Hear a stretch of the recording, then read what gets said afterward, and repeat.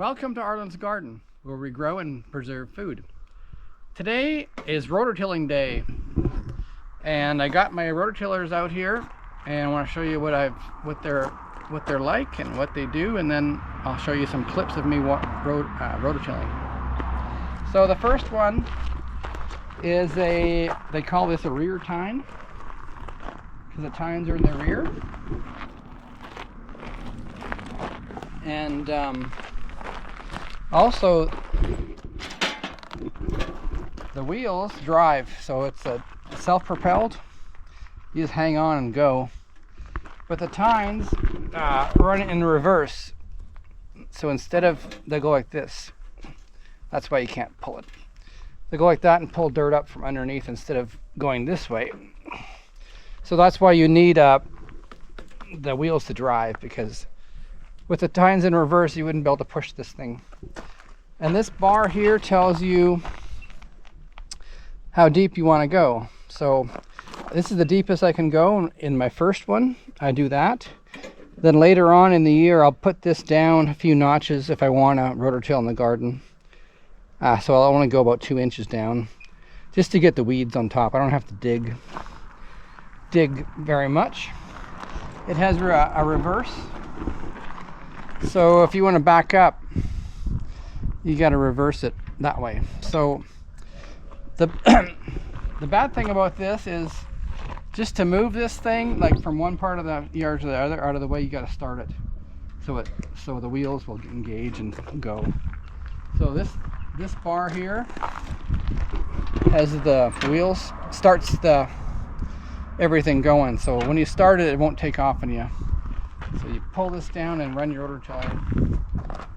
So that's this one. It's a nice one. I like it.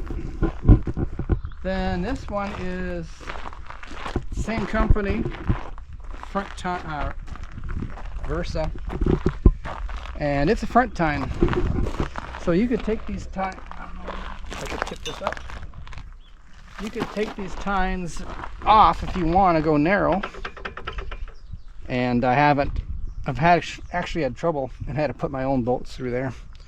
But I've had this for about 6 to 8 years. And it's belt driven.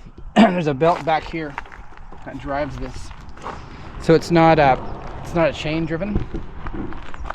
And then sometimes I've had to place that belt twice.